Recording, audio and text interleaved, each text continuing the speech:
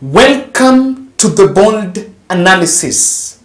The former Nandi Hills MP Alfred Keter is coming out guns blazing from the Rift Valley and is telling William Ruto, I don't fear you, you can do anything you want, but I will tell you the truth. In this podcast, I want to sink through and look at how the Ruto lied to us narrative is flowing everywhere in this country.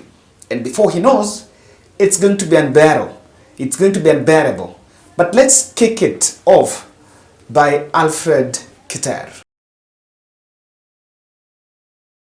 Bishop Moema, pray for this country. I know we have our son, but you know, for me, I don't give a damn whoever sits. If you don't fix economy, we chase you.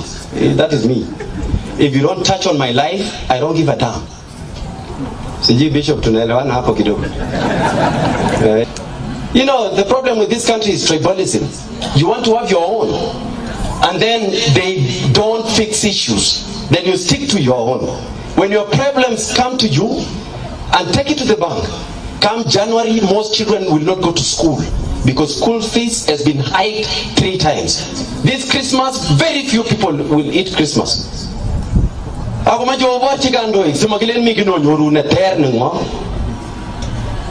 Alafu ukiuliza wanaambiwa ati wewe ni mkale, nyamaza. Wewe ni mkale kitu gani? Ukilala jioni na watoto wako wamelala njaa, ni wewe peke yako. It's not everyone. And all the petrol stations are in watu wa opposition and government. If you are a sufferer, you are a sufferer. This government is worse than Uhuru Kenyatta government. In my own, what I think. In my own view.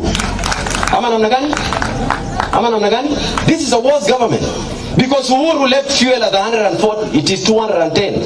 And you know the last time, about a week, CS Chirchir, ambao ni mtoto wetu wa Bomet, akatangaza ati because of the war in Israel and Palestine, the fuel is going up to 300.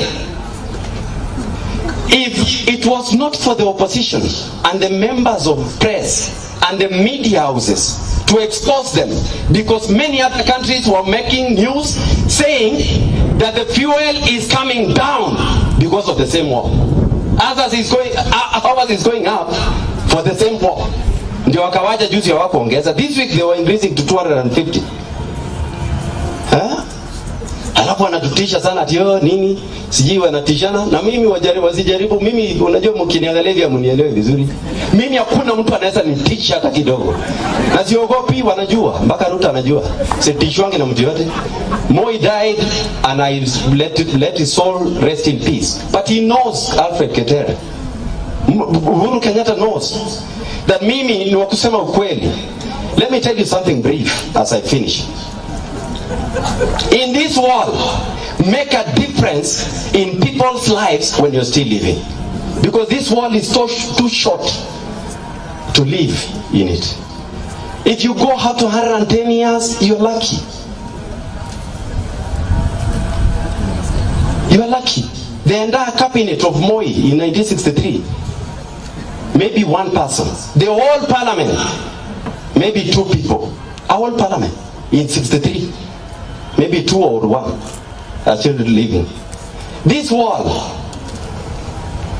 even Jesus Christ, the people who crucified him are still not living.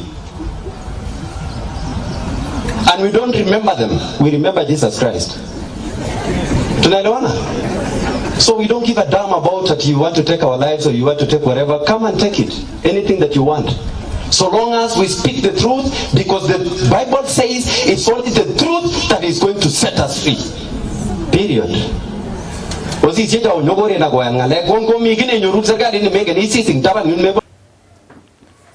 and gentlemen, he's saying, and you know, there is one thing I like about Keter. It is not easy to go against the grain. And he has been so consistent. You know, he was robbed. He won against UDA during the nominations, or even at UDA, and won against the UDA candidate Bernard Kitur, but the ticket was handed over to the other person.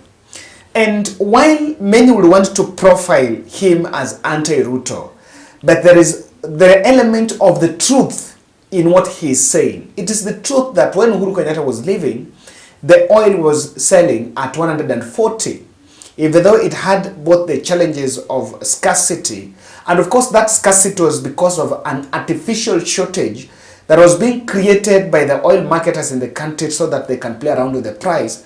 But it was never about its price. It would disappear, but when it comes back, the price would actually be stable. So that was Alfred Keter in a church service. That is the message of "you lie to us." Now let me delve deep and look at Chirchir's heckling. I have not done any analysis about that, but I've watched a couple of videos. But I think quite a number of us have not given you the context, and I want us to start here. This video was the video when the president's convoy, after the president's convoy, the other convoy was coming. So you can see some youth going after Keter. This was before they even went to the podium, where they went to the tent where the meeting was going, where the event was going on. So this was back room, where they were supposed to park. And these youths were running after Chirchir and a host of some other, looking for other cabinet secretaries. And understand even Murkomen was supposed to be there. So they were looking for two people, Murkomen and Chirchir. And there is something going on. I think you need to know that Chirchir comes from Bomet. He comes from the Bomet County, and so is a member of the Kipsigis community. Then we have Murkomen, who has been at loggerheads with Barchok. So there is one context that you need to see, that Barchok wants to be the kingpin of Rift Valley after William Ruto, and wants to neutralize any other person that wants to be in that territory. So that's one of the reasons why these people, you could see some hostility against the person of Chirchir. But on what they were saying, they were talking about the electricity and fuel. And before even Chirchir went to the tent, already people ran after him. People were looking for him there. In fact, those youths chased after him, looking for him in the podium. Now, before the heckling, you may want to see the whole video, because the three ministers were called. Florence Bore, who also comes from that place, and Education CS Machogu, and then Chirchir. So Machogu and Bore also spoke before Chirchir. They were not heckled. Remember, even in education, there's been a challenge of CBC. There have been hiking of university fee. There have been issue of JSS, where teachers have been complaining. So even Machogu is not really sitting pretty with the public. But they spoke, and after them, Chirchir came, and then the heckling happened. Mguu hapa mazuri, nione vile mnafanya ili tuweze kuendeza nchi yetu mbele. Mungu awabariki. Kongoi missing, Your Excellency the President, Kongoi amun Kenyan kesa tugul raini, ko Kongoi amun imiga en sotik ko kaya nane, ko kaya ko mwa chi gole magitaro gutich chia ko numbunen, ko alegap sitimogi ke amun ki ko negasinoton, ko kimwa Kongoi en message nebo kanisa, message nebo kaliet, ko Kongoi en kaliet nekitingenge en sotik. Kongoi missing.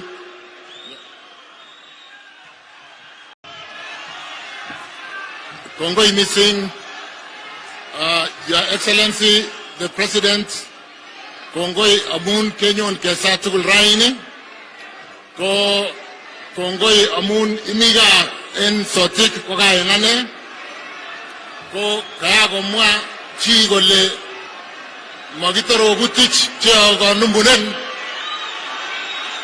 ko alegap sitimogi ke amun ki ko negasinoton, ko kimwa Kongoi en message nebo kanisa, message nebo kaliet, ko Kongoi en kaliet nekitingenge en sotik. Kongoi missing.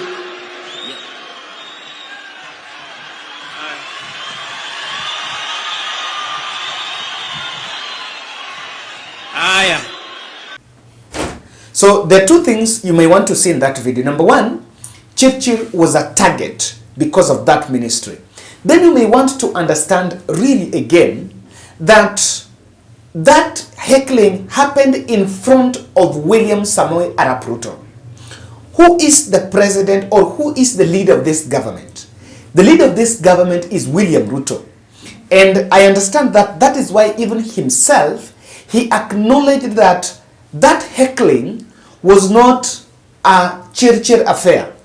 That heckling was, the person who was being heckled there is William Ruto. Chirchir is CS in terms of energy, in charge of energy.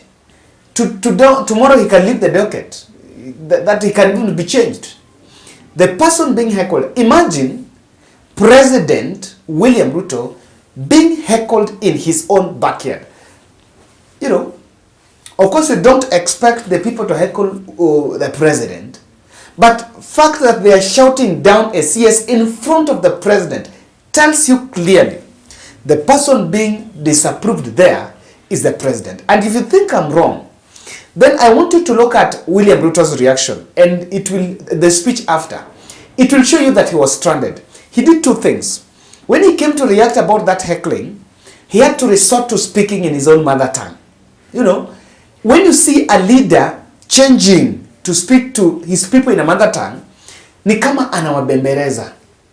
You know, it's like, I want you to listen to me. It's a tone. When, example, even in a discussion, when there is a discussion, when there is a quarrel, and you see one party now resorting to a mother tongue, he needs some favor. You know, he wants some appeal.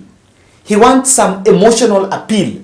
That's number one. Number two, he also resorted swiftly and to attack Raila Odinga. And you know, okay, you know, I don't know. I think Ruto is, as much as we say is smart, but it's not even smart. It's about just about someone who is a serial liar. Nah, pathological liar, someone. He said, we've done 50%, we are going to do the rest. Are we even sure we've done 50% in Bomet? I doubt. Do those people know they are about 50%? They don't know. Now, if it is the issue of electricity, is it about, why did you have to mention about fuel? And Ruto immediately, because he realized that the crowd was restless, he decided to twist and start talking about Raila and the oil deal.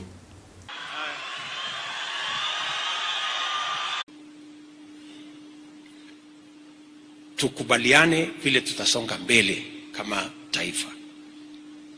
Mumesema kwa mfano hapa Bomet mambo ya stima. Na mimi naona mnapigia kelele waziri wangu Davis. Mnasema hajawapanga na stima. Wacha niwaambie story. Si ndio? Sasa hiyo maneno ya stima.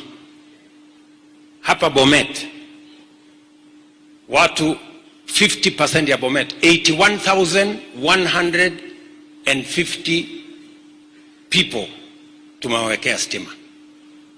Sasa ile imebaki hiyo 50% ingine mimi naelewa na nitapanga.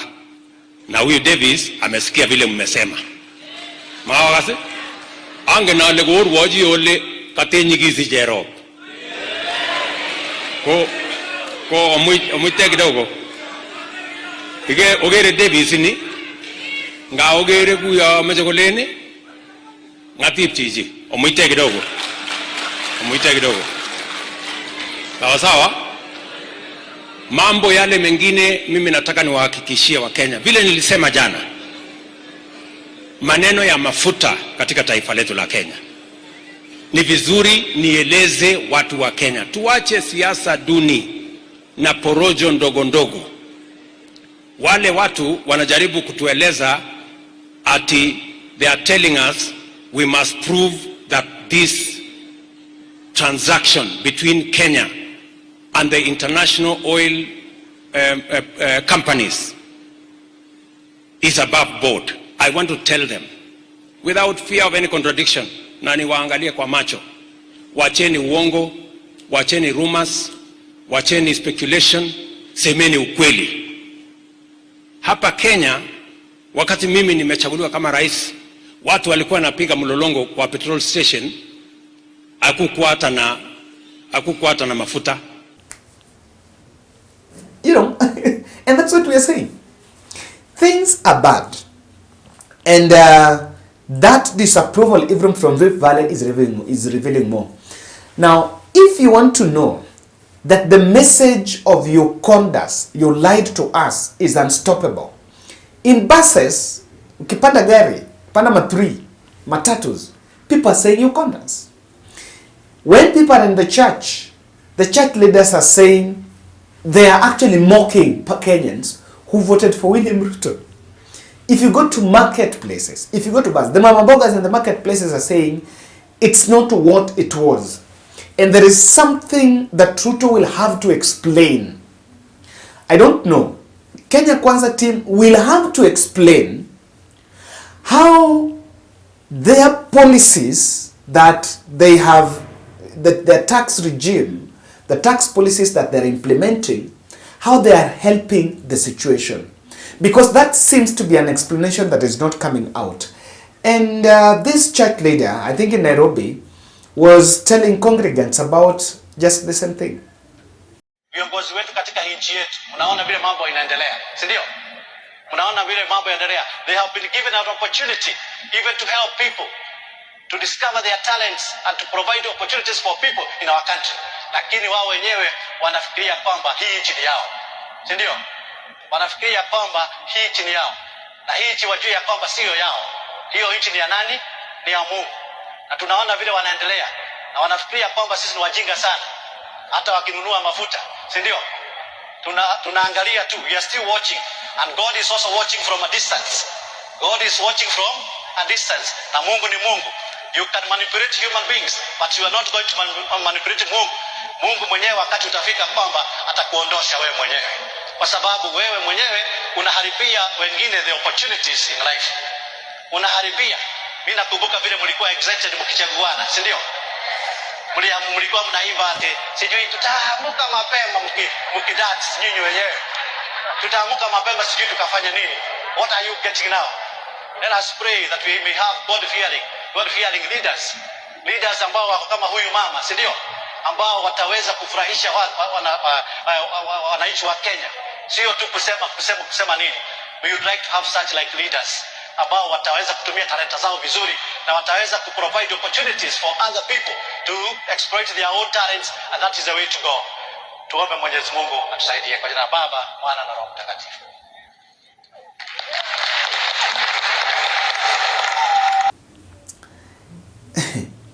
I'm telling you.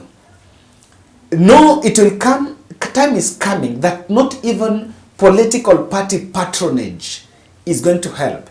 UDA took us a charm offensive on registration drive, and then that was election to be done in December. That election has been pushed, and it didn't come as a shock. I didn't even realize it. I didn't even analyze it. Why? I knew very well. The reason why we were doing registration drive was not even for an urgency of doing grassroots election. William Ruto just wanted party to have some visibility and to create some patronage around the party. So that when people have that political party patronage, it may tone down on asking William Ruto questions. And when I saw that grassroots elections have been moved to April, it did not come to me as a shocker, because if he wanted to do it in December, he would do it, even if there were wrangles. Those wrangles in Mount Kenya of the fact that they wanted Secretary General to come from Mount Kenya and the DP to become deputy party leader. Those things, even if election is to be in April, it will still have to go there. It's not going to be, it's not a magical science to solve those things and have grassroots elections in December.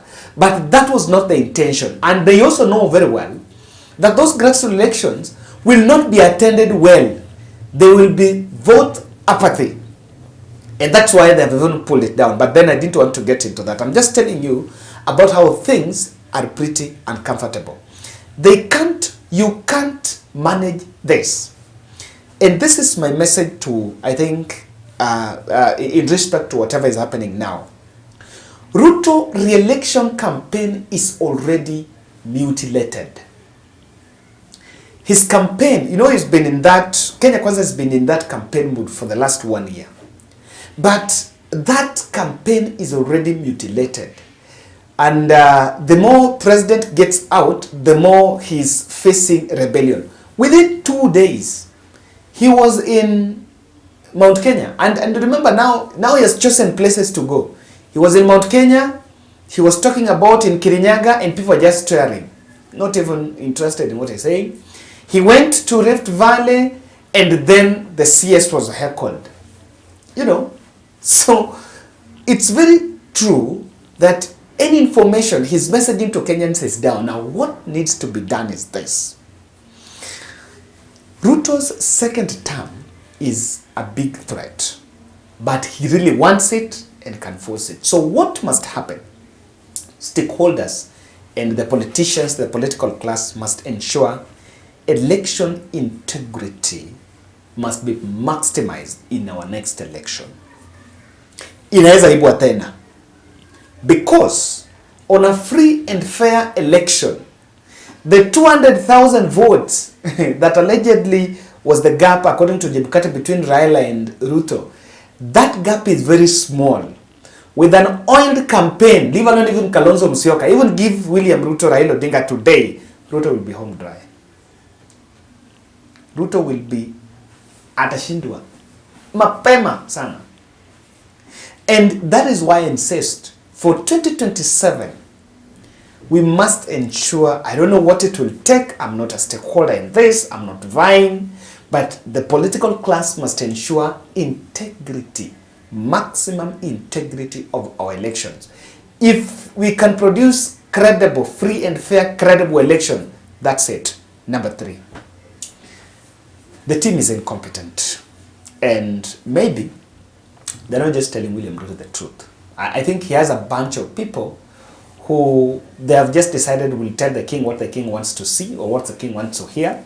We're sure the king wants, he or she wants to hear, but we don't care about what's going on. Lastly, I feel the intelligence is not feeding William Ruto the truth. There comes a time, you know what's happening now is what Ruto did against Uhuru Kenyatta by sending the young group of leaders there to plant a venom against Uhuru Kenyatta in Mount Kenya. Now that's the same thing happening now. And maybe, I don't know, the intelligence are telling him that it will come a time that people might not listen. You know, there is a tendency, there is a narrative that we will reduce things. We will reduce things. If we will reduce things, then it will be some subsidy. I think we'd rather do it mapema. If it will be some subsidy, then we'll still be sinking the country in madeni, something we promised we'll never do. So the intelligence is not feeding Ruto the truth. If they feed Ruto the truth, I think that there could be some reverse gear on this. But as things go, nikubaya. Thank you. Oh, I need to say thank you. We managed to pay 39,000 to Mama Marvel, Helen Oyuga Oguda. I sent the money to the mother, and she has sent me this screenshot about what? Let me just, she has sent me a screenshot about, because I was looking for that yesterday. Oh, yes. Yes, she has sent me the screenshot about Helen, just to prove that she was studying there. Yes, Helen Odero Marvel Atieno. So thank you, we managed. Yes, and what I think I decided to do next year, we will enroll some a program where we'll have some 5 kids on, maybe on a full scholarship. So we'll be maybe supporting them under the network, and I'll pick Marvel as one of them. The mother has been on my back for, I think, better part of this year, to say the truth. So next year we'll pick her amongst other 4, then do a full scholarship. I know there are some of us who are willing. I had a group from Canada saying, can sort me and you also can also get another scholarship. Another country will be grateful. And if you'll be able to support even one, I will give you more. I have all this, quite a number hapa. We're in this place and we receive so much of these requests. And asanteni sana. That was urgent. We did it overnight, and yes, we've reached there. Asanteni. For me, I'm just going to say thank you for the people who came through. As you can see, we were able to get the 5 wheelchairs, and thank you so much for watu wenye waliweza pia come through for us, mkatupea the funds. we really appreciate. And also for the management, we just want to believe that wenye wajamii kukuja pia watapewa zenye zimepatikana. I think that's all for me. Thank you very much.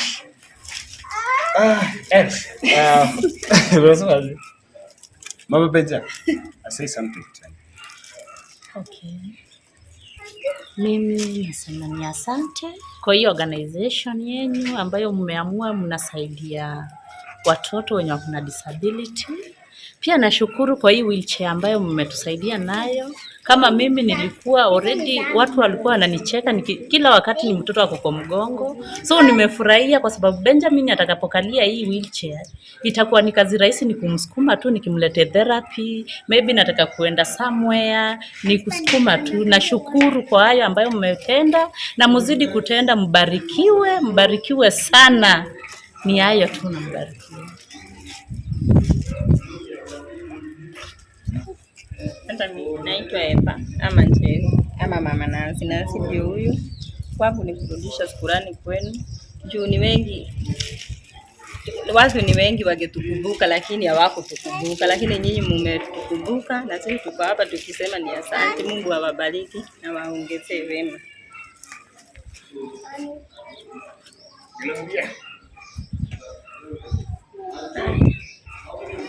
Na mimi naitwa Sara Kemto, Mama Gloria. Gloria ndio huyu already amekalia wheelchair. Na mimi nashukuru Mungu kwa sababu yenu. Mungu amewatumia, mmekuja kutusaidia. Ndio watoto kama Gloria ni mkubwa, kumbeba kwa mgongo ni shida. Nashukuru Mungu, Gloria amepata wheelchair, ataendea shule Januari. Wacha Mungu awabariki. Mali hiyo pesa imetoka na Mungu airudishe. Mbarikiwe sana na Mungu awaongezee. Nimeshukuru. Thank you. Yes, so yes, on behalf of this amazing team, asanteni sana. I'm just sure of words. We mentioned that intervention ya disability, we will try to still upscale. Nimerealize kwamba the number of kids in need of wheelchairs ni wengi sana. We cannot, but I believe with this start, as we roll into 2024, we'll be able to support and develop this as a full program and support the team that we have here so that we move forward. Asante sana.